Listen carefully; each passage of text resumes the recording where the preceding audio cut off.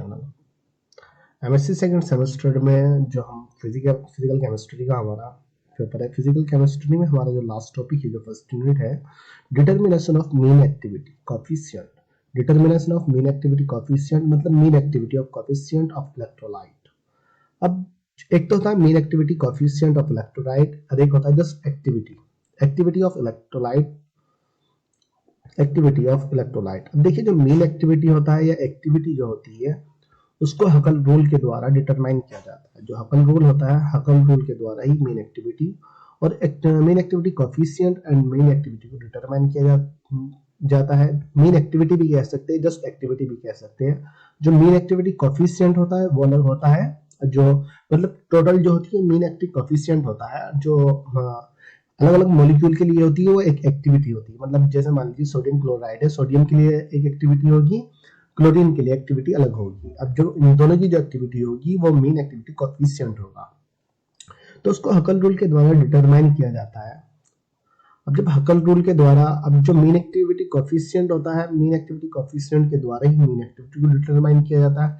Mean activity coefficient अलग है, mean activity अलग है। मीन एक्टिविटी कोफिशिएंट के द्वारा ही मीन एक्टिविटी को डिटरमाइन किया जाता है और इन दोनों को हकल रूल के द्वारा डिटरमाइन किया जाता है। पहले एक्टिविटी को डिटरमाइन किया जाता है, फिर मीन एक्टिविटी कोफिशिएंट को डिटरमाइन किया जाता है। There are some method for mean activity coefficient. Mean activity coefficient को ए पॉजिटिव नेगेटिव से शो किया जाता है, रिप्रेजेंट किया जाता है। इधर पॉजिटिव का साइन होगा, इधर नेगेटिव का साइन होगा, तो इसको ये होती मीन एक्टिविटी कोफिशिएंट होता है। वहीं अगर हम एक्टिविटी की बात करें, कैटायन के लिए एक्टिविटी ए पॉजिटिव होती है, वहीं एनायन के लिए मीन एक्टिविटी की बात करें तो ए नेगेटिव होती है। अब हमें इसको डिटरमाइन किया जाता है, उसके लिए कुछ मेथड दिए गए हैं। Electromagnetic field measurement. Electromagnetic field होता है जिसमें मैग्नेटिक फील्ड को अप्लाई किया जाता है। जो एक्सटर्नल मैग्नेटिक फील्ड होता है वो सॉल्यूशन में अप्लाई किया जाता है, उसके द्वारा मीन एक्टिविटी को डिटरमाइन किया जाता है। डिबाय हकल रूल के द्वारा डिटरमाइन किया जाता है। From depression freezing point. एक डिप्रेशन फ्रीजिंग पॉइंट होता है, उसके द्वारा ही मीन एक्टिविटी कोफिशिएंट और मीन एक्टिविटी को डिटरमाइन किया जाता है। अब हम बात करते हैं Debye Huckel rule for mean activity coefficient. अब जो डिबे हकल रूल होता है उसके द्वारा मीन एक्टिविटी को डिटरमाइन करना है। ये theory this theory given by Peter Debye एक साइंटिस्ट थे जिनके द्वारा हकल थ्योरी को दिया गया था। डेफिनेशन की अगर हम बात करें, this theory explain the departure of electrolyte solution from ideality. ये थ्योरी जो होती है डिपार्चर ऑफ इलेक्ट्रोलाइट सॉल्यूशन को डिटरमाइन करती है।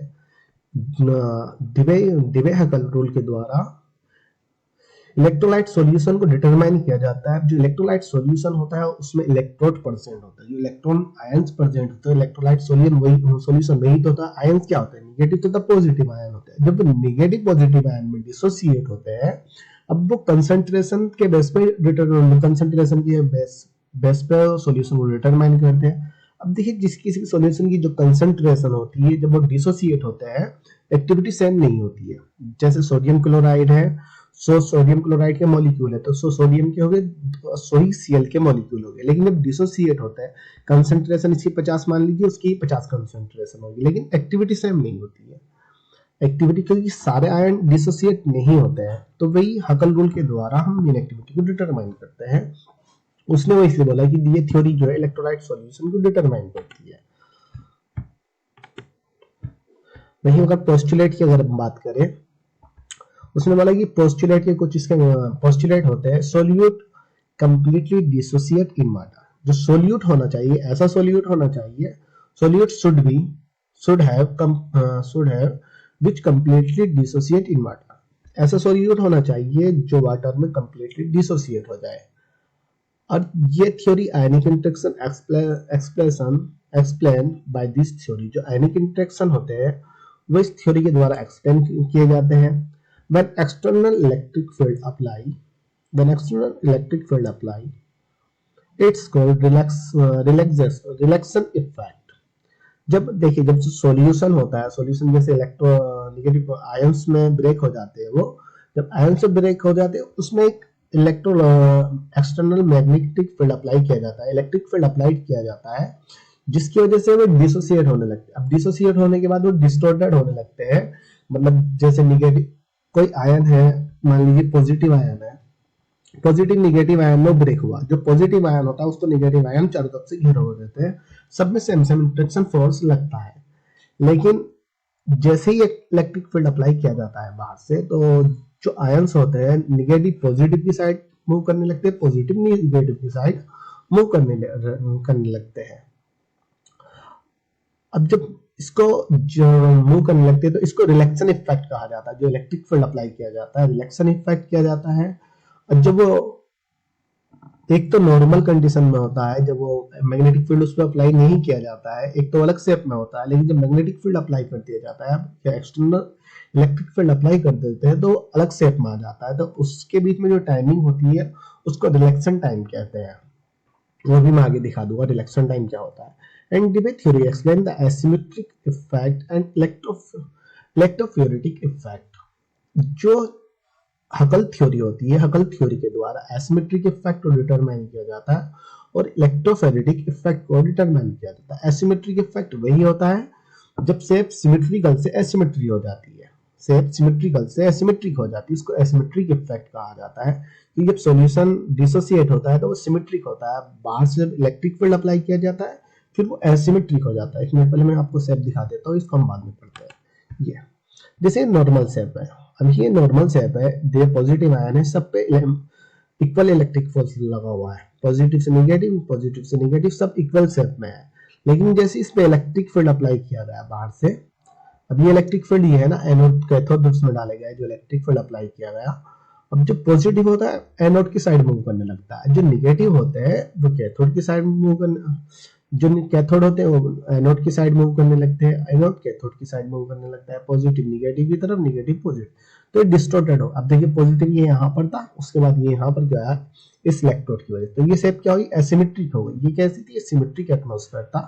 तो वही बता रहा है कि जो हबल थ्योरी होती है एसिमेट्रिक शेप को और इलेक्ट्रोफोरिक इफेक्ट को डिटरमाइन करता है। इलेक्ट्रोफोरिक इफेक्ट में ये इलेक्ट्रोफोरिक इफेक्ट होता है, इलेक्ट्रोमैग्नेटिक फील्ड अप्लाई किया जाता है, वो सेम कंडीशन होती है। लेकिन ये अब जब ये डायपोल मॉलिक्यूल होते हैं, डायपोल मॉलिक्यूल जैसे वाटर होता है जो डायपोल मॉलिक्यूल को शो करता है। अब जब डायपोल मॉलिक्यूल होते हैं, अब ये इस जो निगेटिव आयन होता है, जैसे इलेक्ट्रिक फील्ड अप्लाई किया जाता है इस पे, तो इसमें वाटर भी डाला जाता है। अब वाटर जो मॉलिक्यूल होते हैं वो निगेटिव आयन पे अटैच हो जाते हैं। अब अटैच होने की वजह से जो वाटर आयन होते हैं वो पॉजिटिव की तरफ भी मूव करते हैं, निगेटिव की साइड भी मूव करते हैं। लेकिन पॉजिटिव निगेटिव की साइड मूव करता है, पॉजिटिव निगेटिव की साइड मूव करता है वाटर, क्योंकि कुछ मॉलिक्यूल इधर की साइड जाते हैं, कुछ मॉलिक्यूल ऑक्सीजन की वजह से पॉजिटिव की साइड और कुछ हाइड्रोजन की वजह से निगेटिव की साइड जाते हैं, जिसकी वजह से ये भी डिस्टॉर्टेड हो जाती है, शेप भी डिस्टॉर्टेड हो जाती है। तो हम थ्योरी बात करते हैं सिमेट्रिक इफेक्ट क्या होता है। Positive ion surrounded by negative ion, equal interaction force are present between them. जो पॉजिटिव आयन होते हैं वो नेगेटिव आयन से सराउंडेड होते हैं, उनमें इक्वल अट्रैक्शन फोर्स होता है। ये देखिए जो पॉजिटिव आयन है ना नेगेटिव आयन से सराउंडेड है और उसमें इक्वल अट्रैक्शन फोर्स होता है बिटवीन देम, उनमें इक्वल अट्रैक्शन फोर्स होता है। This called symmetrically atmosphere ion, इसको जो कहा जाता है सिमेट्रिकली एटमॉस्फेयर आयन कहा जाता है।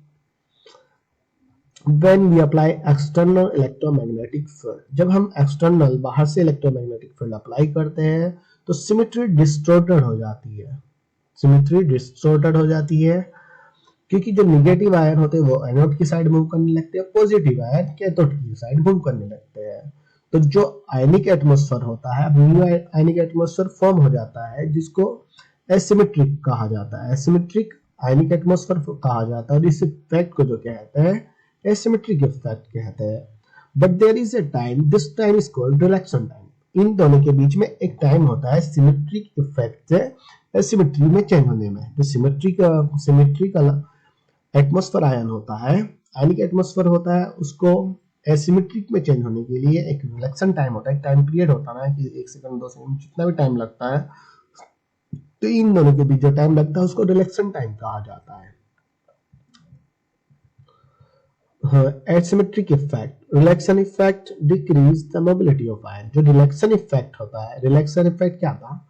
रिलैक्सन इफेक्ट वही था जब इलेक्ट्रिक फील्ड अप्लाई किया जा रहा है तो आयन की मोबिलिटी को डिक्रीज कर देता है। आयन की मोबिलिटी वही जो अट्रैक्शन, जो पॉजिटिव की तरफ जो अट्रैक्शन हो रहा था उसमें इक्वल अट्रैक्शन फोर्स था, लेकिन वो फिर डिसोसिएट हो जाता है, डिस्टॉर्टेड हो जाता है, मतलब डिसबैलेंस हो जाता है। डिसबैलेंस होने की वजह से वो कैथोड तथा एनोड की साइड मूव करने लगता है।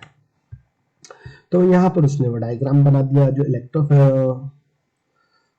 एसिमेट्रिक इफेक्ट था। एसिमेट्रिक इफेक्ट का एसिमेट्रिकल शेप होती है। ये पॉजिटिव आयन, मान लीजिए सोडियम है, उसके चारों ओर क्लोरीन क्लोरीन, ये नेगेटिव आयन है। तो यहाँ पे जो इक्वल अट्रैक्शन पोर्शन है, अगर पॉजिटिव इस नेगेटिव की साइड जितना जाएगा तो इतना ही इसकी साइड भी जाएगा, और इसकी साइड इतना जाएगा, मान लीजिए 1 सेंटीमीटर, तो 1 सेंटीमीटर पीछे की साइड भी जाएगा। तो ये एक तरह से मान लीजिए शेक करता है, मतलब हिलता रहता है, सिर्फ मूव नहीं करेगा अपनी जगह से, क्योंकि चारों तरफ इक्वल फोर्स होते हैं। लेकिन जब इलेक्ट्रोमैग्नेटिक फील्ड अप्लाई कर दिया जाता है, अब ये पॉजिटिव नेगेटिव इलेक्ट्रॉन, इसमें इलेक्ट्रोड डाल दिए, इलेक्ट्रोड डालने की वजह से पॉजिटिव तो नेगेटिव की साइड मूव करने लगते हैं, क्योंकि यहाँ से एक्स्ट्रा फोर्स लगा दिया गया है ना। अभी तो मान लीजिए ये सिमिलर फोर्स है चारों तरफ। अब यहाँ पे जब निगेटिव डालोगे तो इनकी एनर्जी, मतलब इनकी अट्रैक्शन जो फोर्स होगा उनका ज्यादा हो जाएगा, इनकी एनर्जी हाई हो जाएगी नेगेटिव की, तो इनके कंपैरिजन में तो जो हाई एनर्जी वाला होगा तो वो कम एनर्जी वाले को अपनी ओर अट्रैक्ट कर लेगा। तो पॉजिटिव जो अपनी, यही चीज मान लीजिए, जो ताकतवर है वो कमजोर को अपनी ओर खींच लेगा, जो कमजोर है वो एज इट इज रहेगा। तो जैसे ही अब यहाँ पे इलेक्ट्रोड डाले जाते हैं, इनमें इलेक्ट्रिक फील्ड आ जाता है। अब जैसे ही यहाँ पे एक पॉजिटिव इलेक्ट्रोड लगा दिया, इलेक्ट्रोड की जो पॉजिटिविटी होती है इस पॉजिटिव आयन से मैक्सिमम होती है। इसे जो निगेटिव आयन है इसकी ओर अट्रैक्ट होने की वजह से इस पॉजिटिव की साइड अट्रैक्ट होने लगते हैं। अब इन जो निगेटिव आयन थे, ये जो पॉजिटिव आयन था इनकी इसके इससे तो रिपल्सन करता है, लेकिन जो निगेटिव आयन होता है इनका अट्रैक्शन फोर्स इससे कम होता है इस इलेक्ट्रोड से, इसलिए पॉजिटिव इस इलेक्ट्रोड की साइड अट्रैक्ट होने लगते हैं, जिसको एसिमेट्रिक आयन एटमॉस्फेयर कहा जाता है। वही इलेक्ट्रोफेरिक इफेक्ट की अगर हम बात करें, the ion of ionic atmosphere associate with solvent molecule by dipole interaction. अब उसने बोला जो इलेक्ट्रोफेरिक इफेक्ट जो होता है ये तब अप्लाई होता है जब जो मॉलिक्यूल होता है, मान लीजिए NaCl है, कोई सा भी मॉलिक्यूल, जब नेगेटिव पॉजिटिव आयन में टूटता है, जब पॉजिटिव आयन को नेगेटिव आयन सराउंडेड करते हैं, लेकिन उसकी जो रिएक्शन सॉल्वेंट के साथ जब एसोसिएट होता है, जुड़ जाता है, जो नेगेटिव आयन होता है वो सॉल्वेंट के साथ कंबाइन हो जाता है, उस वजह से इलेक्ट्रिक फील्ड अप्लाई किया जाता है। तो जो अटैच मॉलिक्यूल होते हैं वो अपोजिट डायरेक्शन में मूव करते हैं। मान लीजिए अगर नेगेटिव पॉजिटिव की साइड जाएगा तो जो H2 मॉलिक्यूल होता है वो पॉजिटिव की साइड ना जाकर नेगेटिव की साइड जाता है। अगर ये नेगेटिव की साइड तो नहीं जाएगा, पॉजिटिव पे कोई भी मॉलिक्यूल नहीं जुड़ता है, कोई भी मॉलिक्यूल नहीं जुड़ता है, तो जो नेगेटिव की जो कैपेसिटी होती है वो पॉजिटिव की साइड जाने की होती है। अब जैसे नेगेटिव तो सोच रहा है कि मैं पॉजिटिव इलेक्ट्रोड की साइड जाऊं, लेकिन मैटर बोल रहा है कि नहीं मैं तो नेगेटिव की साइड जाऊंगा, तो इस वजह से इसमें डिस्टॉर्टर सेव आ जाती है। जो पॉजिटिव आयन होता है वो नेगेटिव की साइड मूव करता है, जो पॉजिटिव आयन होता है वो नेगेटिव की साइड ही मूव करता है, लेकिन जो नेगेटिव आयन होते हैं वो पॉजिटिव की साइड जाने की सोचते हैं, लेकिन H2 मॉलिक्यूल उन्हें नेगेटिव की साइड ले जाने की सोचता है, इसलिए वो उसमें डिस्टॉर्टर सेव आ जाती है, उसमें डिसबैलेंस हो जाता है, जिसमें ये इलेक्ट्रोफेरिक इफेक्ट कहा जाता है, जो डायपोल मूवमेंट डायपोल के द्वारा होता है। This theory applied for ideal system या डायल्यूट सिस्टम। अब जो ये थ्योरी जो होती है, जो हकल थ्योरी होती है, डायल्यूट सिस्टम के लिए अप्लाई की जाती है, या आइडियल सिस्टम के लिए, मतलब जो आइडियल सॉल्यूशन होते हैं उनके लिए थ्योरी अप्लाई की जाती है। Mean activity coefficient is calculated by हकल rule. जो मीन एक्टिविटी कोएफिशिएंट होता है उसको हकल रूल के द्वारा डिटरमाइन किया जाता है, एक्सप्लेन करते हैं, कैलकुलेट करते हैं। वो मैंने बताया था आपको, उसका एक फॉर्मूला होता है, log A positive negative is equal to A minus Z positive Z negative I/2। अब देखिए जो log तो ये जो है पॉजिटिव और नेगेटिव है, ये मीन एक्टिविटी कोएफिशिएंट है। अगर हम A माइनस की बात करें, A minus activity, mean activity कह सकते हैं आप, एक्टिविटी है, mean activity, Z magnitude of cation, ये कैटायन का मैग्नीट्यूड है, ये एनायन का मैग्नीट्यूड है। वहीं अगर हम I की बात करें, I आयनिक स्ट्रेंथ है, ये स्ट्रेंथ है कि इन दोनों मॉलिक्यूल की स्ट्रेंथ कितनी है 1/2। इसका फॉर्मूला होता है कि कैटायन के नंबर लिखिए, एनायन के नंबर लिखिए, I is equal to 1/2। Coefficient को निकालने के लिए ये फॉर्मूला दिया गया है। जो एक्टिविटी होती है, जो जीरो मॉलिक्यूल की जो एक्टिविटी आती है H2 वाटर की जो एक्टिविटी है 0.509 0.509 ये एक्टिविटी होती है। यहाँ कैटायन लगा दीजिए, कैटायन मतलब सोडियम, एनायन कितने मोल है। अब कंसंट्रेशन के समय अलग मोल होते हैं, जब डिसोसिएट होते हैं वो मोल नंबर अलग होते हैं, तो उनके बेस पे उनकी एक्टिविटी अलग होती है। तो उनको दोनों को प्लस, पहले इन दोनों को प्लस करने हैं, पहले जेड की आयन से गुणा करने पर जितने भी मोल होते हैं, फिर उनको 2 से भाग करने पे जो वैल्यू आ जाती है वो मीन एक्टिविटी कोएफिशिएंट होता है। वहीं आयनिक स्ट्रेंथ की बात करें, देखिए आयनिक स्ट्रेंथ क्या होता है। आयनिक स्ट्रेंथ एक अलग भी टॉपिक है, वो मैं आपको पढ़ा दूंगा। Ionic strength is a property of ionic solute which is used for combination effect of concentration of ion and change. जो आयनिक स्ट्रेंथ होती है वो एक प्रॉपर्टी होती है, आयनिक सॉल्यूट की प्रॉपर्टी होती है, जिसका use combine effect of concentration of ion में चेंज करने के लिए किया जाता है। जो आयन की कंसंट्रेशन होती है, आयनिक स्ट्रेंथ एक सॉल्यूट की आयनिक प्रॉपर्टी होती है, आयनिक सॉल्यूट की प्रॉपर्टी होती है। आयनिक स्ट्रेंथ आयनिक सॉल्यूट की प्रॉपर्टी होती है, जिसका use combination effect of concentration of ion and change, जो कॉम्बिनेशन इफेक्ट होता है, कॉम्बिनेशन इफेक्ट कंसंट्रेशन आयन को चेंज करने के लिए किया जाता है। आयनिक स्ट्रेंथ आयनिक सॉल्यूट की प्रॉपर्टी होती है, जिसका use combination effect concentration ion change करने के लिए किया जाता है। मैथमेटिकली रिप्रेजेंट की अगर हम बात करें, जो आयनिक स्ट्रेंथ को रिप्रेजेंट किया जाता है is equal to 1/2 summation CI ZI²। अब देखिए जो I इज इक्वल टू है ये आयनिक स्ट्रेंथ हो गई, 1/2 तो 1 समीशन हो गया CI concentration of positive ion, concentration of negative ion ZI। तो यहाँ पर आप जस्ट Z पॉजिटिव भी कर सकते हैं, Z नेगेटिव भी कर सकते हैं। ये नंबर ये मैटर नहीं करता है, ये मैटर नहीं करता है कि आप कौन सा साइन ले रहे हो, ये मैटर करता है कि जो ये है उस चीज को आप जानते हो या नहीं जानते हो।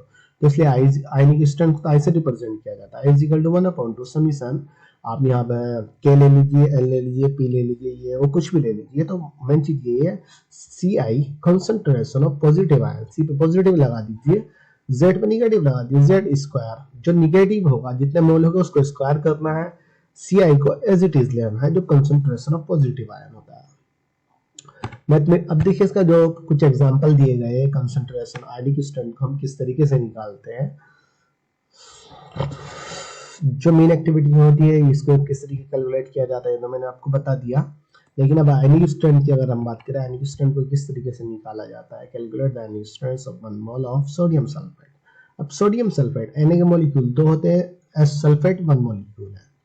ये सोडियम सल्फेट, ये चीज अलग हो गई, जो मेन एक्टिविटी है उसको अलग कैलकुलेट करके बताऊंगा मैं अभी आगे, उसको कैसे कैलकुलेट करते हैं। पहले हम आयनिक स्ट्रेंथ की बात करते हैं। आयनिक स्ट्रेंथ की अगर कैलकुलेट करने की अगर हम बात करें, सोडियम सल्फेट Na का, अब जब ये डिसोसिएट होता है Na पॉजिटिव सल्फेट निगेटिव, तो पॉजिटिव के 2 आयन हुए, निगेटिव का 1 आयन हुआ। अब हमारा फॉर्मूला क्या है, 1 is equal to 1/2 summation CI ZI, concentration of positive ion concentration of negative ion का होल स्क्वायर। होल स्क्वायर सिर्फ किस पे है, इस पे 2 into 1 I is equal to 1/2 2 into 1। 2 into 1 का मतलब क्या हुआ, 2 सोडियम के मॉलिक्यूल, 2 into 1 मोल हुआ। अब ऐसे 1 मोल 1 into 2 स्क्वायर, जो लास्ट में जो मान लीजिए 2 मॉलिक्यूल होते हैं, 2 into 2 आता, 3 मॉलिक्यूल होते हैं, 3 into 2, तो Z स्क्वायर की है, ये 2 into 2 तो 100% लगना है, तो सिर्फ 1 मोल के लिए यहाँ पे 1 मोल है, तो 1 into 2 स्क्वायर।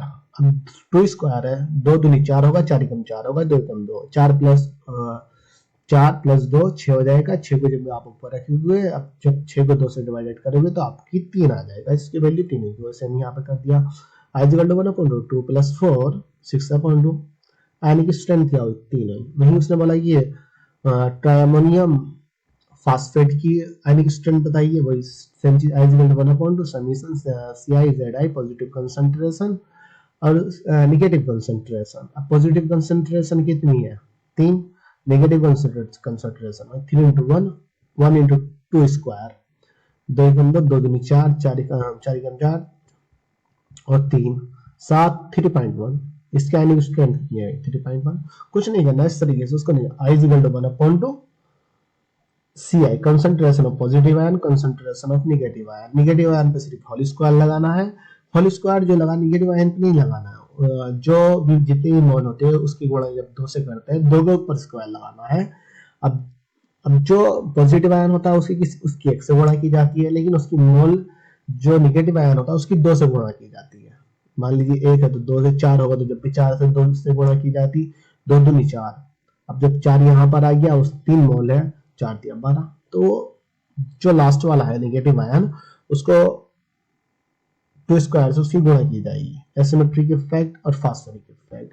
अगर आयनिक स्ट्रेंथ अलग से आता है तो आयनिक स्ट्रेंथ को लिखना है कि आयनिक स्ट्रेंथ क्या होती है।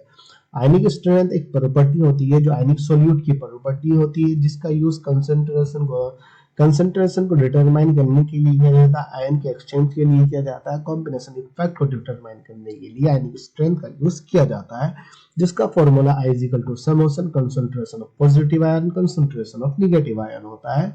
उसके 2-3 एग्जांपल लिख दीजिए। आयनिक स्ट्रेंथ के बारे में थोड़ा सा और पढ़ लीजिए, फिर उसके बाद इसमें एसिमेट्रिक इफेक्ट और फास्फोरिक इफेक्ट डाल दीजिए। एसिमेट्रिक इफेक्ट मैंने बता दिया था कि जो सिमेट्रिकल मॉलिक्यूल होता है पॉजिटिव से नेगेटिव से सराउंडेड होता है, वो सिमेट्री से एसिमेट्री में चेंज हो जाता है। वो सिमेट्री में से कब चेंज होता है, जब उसमें इलेक्ट्रोमैग्नेटिक फील्ड अप्लाई किया जाता है तब वो चेंज हो जाता है सिमेट्रिक से। ऐसे फास्फोरिक इफेक्ट का मैंने बताया था कि नेगेटिव आयन से जो नेगेटिव आयन होते हैं उससे एक मॉलिक्यूल कंबाइन कर जाता है, जिस जहां पे ये नेगेटिव आयन मूव करते हैं जो मॉलिक्यूल होते हैं उससे अपोजिट डायरेक्शन में मूव करते हैं। फास्फोरिक इफेक्ट भी यहाँ पे लिख दीजिए आप आयनिक स्ट्रेंथ में। तो ये आयनिक स्ट्रेंथ एक अलग से टॉपिक है, इसमें देखना आप आयनिक स्ट्रेंथ। तो आयनिक स्ट्रेंथ में ये चीज आपको लिख देनी है। उसके बाद करते हैं हम कॉन्सेप्ट ऑफ एक्टिविटी। एक्टिविटी की बात ही करते हैं। मेन एक्टिविटी हम पढ़ लिए थे, मेन एक्टिविटी कोएफिशिएंट को किस तरीके से। अब हम आ जाते हैं यहाँ पे मेन एक्टिविटी या एक्टिविटी पे। बस ये है, मेन एक्टिविटी पे आ जाते हैं। जो मेन एक्टिविटी होती है उसमें पे सबसे पहले उसने एग्जांपल आप बाद में लिखिए, पहले आप ये पढ़िए।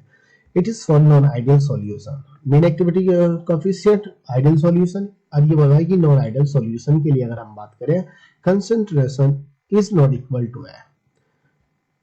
जो कंसंट्रेशन होती है वो एक्टिविटी के इक्वल नहीं होती। वो चीज मैंने बताया, जो भी मॉलिक्यूल की कंसंट्रेशन होती है उसको डिसोसिएट किया जाता है, उनकी एक्टिविटी सेम नहीं आती है, एक्टिविटी में डिफरेंट आ जाता है। कि मान लीजिए कोई सोडियम क्लोराइड है, 100 मॉलिक्यूल सोडियम क्लोराइड के हैं, तो 100 सोडियम के 100 क्लोरीन के होगा आपके अकॉर्डिंग।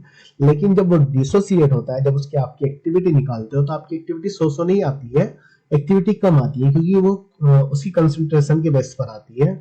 ये कंसंट्रेशन के बेस पे सारे मॉलिक्यूल डिसोसिएट नहीं होते हैं, ऐसा कहा जाता है जब एक्टिविटी को डिटरमाइन किया जाता है। आइडियल सिस्टम की अगर हम बात करें, आइडियल सिस्टम के लिए C is equal to A. जो कंसंट्रेशन होती है मॉलिक्यूल की, कंसंट्रेशन जितनी होगी उतनी ही एक्टिविटी होती है अगर आइडियल सिस्टम की बात करें। लेकिन नॉन आइडियल सिस्टम की बात करें, concentration is not equal to activity, activity के इक्वल नहीं होती है। आइडियल सिस्टम के लिए concentration is equal to activity, activity के इक्वल होती है। ये एग्जांपल पहले भी मैं दिखाऊंगा, मैंने पहले हम डेफिनेशन पढ़ते हैं। Definition in the case of gases, अगर हम गैसेस केस में बात करें, partial pressure can be used in place of active mass. जो पार्शियल प्रेशर होता है, अगर हम गैसेस मॉलिक्यूल की बात करें, इसमें एक पार्शियल प्रेशर होता है जिसका यूज हम एक्टिव मास की जगह पे कर सकते हैं। It is only for ideal solution. ये सिर्फ आइडियल सॉल्यूशन के लिए किया जाता है जहां पे एक्टिविटी और कंसंट्रेशन सेम होती है। आइडियल सॉल्यूशन में क्या आता है, एक्टिविटी और कंसंट्रेशन सेम थी। Total concentration of solvent, total concentration of solvent molecule, total concentration of solvent molecule is equal to C। मान लीजिए सॉल्वेंट की टोटल कंसंट्रेशन C है, अननोन सॉल्वेंट की कंसंट्रेशन ऑफ मॉलिक्यूल A, तो is known as active function. अब जो non solvent concentration of molecule, जो non solvent molecule है उसकी कंसंट्रेशन A है, जो सॉल्वेंट मॉलिक्यूल है, सॉल्वेटेड मॉलिक्यूल है, उसकी कंसंट्रेशन सी है, नॉन सॉल्वेटेड मॉलिक्यूल की कंसंट्रेशन ए है, तो इसको एक्टिव फंक्शन कहा जाता है। अब जो मोल था, ये जो कंसंट्रेशन थी इक्वल होती है नहीं होती है कि जो ideal system non ideal system की अगर हम बात कर रहे हैं तो नॉन आइडियल सिस्टम में इक्वल नहीं है, आइडियल सिस्टम में इक्वल है। अब देखिए सोडियम क्लोराइड 100 मोल है, मान लीजिए 100 मोल सोडियम के है, 100 क्लोरीन के, तो 100 मोल मान लीजिए, हमने कहा है कि 100 सोडियम क्लोराइड के मोल है। 100 सोडियम क्लोराइड के मोल का मतलब यही तो हुआ है कि 100 सोडियम के भी है, 100 क्लोरीन के है, तो इसका मतलब ये नहीं 200 हो जाएंगे, तो 100 ही है। लेकिन जब ये ब्रेक हो गए, डिसोसिएट हो गए, तो 100 सोडियम के आने चाहिए हमारे पास, 100 क्लोरीन के आने चाहिए जी, कि हाँ बिल्कुल ऐसे ही आने चाहिए 100 मोल इसके। लेकिन हम वही हम कंसंट्रेशन की बात करते हैं, तो इनकी कंसंट्रेशन 50 है, सोडियम क्लोराइड की 500 है, 100 मोल की 500, तो 500 ही हमारे पास सोडियम की आनी चाहिए, 500 ही हमारे पास क्लोरीन की आनी चाहिए। तो फिर ऐसा नहीं होता है, जब भी कंसंट्रेशन हम डिटरमाइन करते हैं, जो मान लीजिए सोडियम क्लोराइड जो मॉलिक्यूल है उसकी कंसंट्रेशन 500 है, जब ये डिसोसिएट होने के बाद इनकी कंसंट्रेशन को डिटरमाइन किया जाता है, तो इनकी कंसंट्रेशन तो 400 450 आ रही है, इनकी कंसंट्रेशन भी 450 आ रही है, या मान लीजिए कंसंट्रेशन 400 आ रही है इसके। ऐसा क्यों हो रहा है? ऐसा इसलिए हो रहा है कि जब ये मोल थे, जब ये डिसोसिएट हुए, तो सारे मॉलिक्यूल डिसोसिएट नहीं हुए, कुछ एसोसिएट भी थे इसमें, कुछ ज्वाइन भी थे, कुछ ब्रेक हो गए। जो ब्रेक हो गए उनकी कंसंट्रेशन आ गई, जो ब्रेक नहीं हुए उनकी कंसंट्रेशन नहीं आई। अब जो जो कंसंट्रेशन, जो कम कंसंट्रेशन जो आती है, उसको ही मेन एक्टिविटी कहा जाता है या एक्टिविटी कहा जाता है। मेन एक्टिविटी के बेस पे ही मेन एक्टिविटी कोएफिशिएंट को डिटरमाइन किया जाता है। उसके बाद ये मैं पढ़ा चुका था, अभी ये बात करते हैं activity. Activity define the effect of concentration. हाँ, वही जो एक्टिविटी होती है वो कंसंट्रेशन के इफेक्ट को डिफाइन करती है। Activity define the concentration given by G N Lewis. ये जेन लुइस एक साइंटिस्ट थे, इसके द्वारा दी गई। For ideal solution A is equal to C, activity concentration is equal to activity is equal to concentration, non-ideal solution is not equal to concentration. Activity coefficient A positive negative से show किया जाता है, consider the by the reaction. अब reaction के द्वारा उसको consider किया जाता है कि रिएक्शन के द्वारा एक्टिविटी कोफिशिएंट को कैसे डिटरमाइन करते हैं। K is equal to AC plus AD A plus AB। उसने कहा कि मान लीजिए ए सी एक मॉलिक्यूल है, डी भी मॉलिक्यूल है, ए भी मॉलिक्यूल है, बी भी मॉलिक्यूल है, इन सबकी स्मॉल ए एक्टिविटी है। स्मॉल ए एक्टिविटी जैसे A plus B C plus D, जैसे ए प्लस बी की जब रिएक्शन किया सी प्लस डी प्रोडक्ट बन रहा है, सी प्लस डी के बाद ये रिवर्सिबल रिएक्शन है।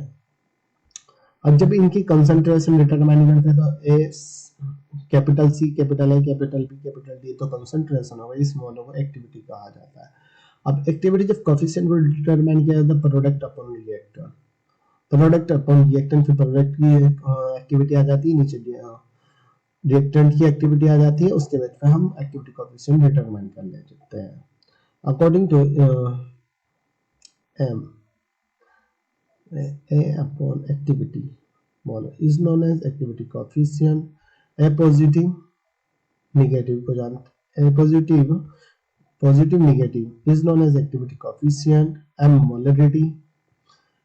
A represent the ideal constant, A represent the mean activity, A positive represent the positive ion activity और A negative ion activity. M represent the real concentrate, represent the real concentrate. C concentration. अब considered bye यूनिवेलेंट electrolyte solution. अब इसको यूनिवेलेंट electrolyte solution के द्वारा determine किया जाता है। कोई रिएक्टेंट है बी तथा ए, बी तथा ए, मान लीजिए सोडियम क्लोराइड है या सोडियम है। और जब ये ब्रेक डिसोसिएट हुआ तो ये सोडियम ही क्लोरीन हुआ, तो बी पॉजिटिव है नेगेटिव हुआ, तो ये प्रोडक्ट हुआ, ये रिएक्टेंट हुआ। अब इसको कांस्टेंट के द्वारा जैसे हम इसको डिटरमाइन करते हैं, K is equal to product upon reactant, वैसे ये ऊपर आएगा, ये नीचे आएगा, ये प्रोडक्ट अपन। अब इनकी एक्टिविटी अलग है, इन दोनों की एक्टिविटी बताएगी। ए पॉजिटिव की बी पॉजिटिव की है पॉजिटिव एक्टिविटी, ए नेगेटिव की बी सॉरी ए नेगेटिव की स्मॉल ए नेगेटिव एक्टिविटी, बी ए की ए स्क्वायर एक्टिविटी। और जो एक्टिविटी कोएफिशिएंट होता है A positive negative is equal to अब इनको कैलकुलेट करने के बाद एक्टिविटी कोएफिशिएंट को डिटरमाइन कर लिया जाता है। नॉर्मल एक्टिविटी अगर तुम्हें लिखनी है तो सिर्फ जो 7 लिखा हुआ है ये नॉर्मल एक्टिविटी लिखी होती है।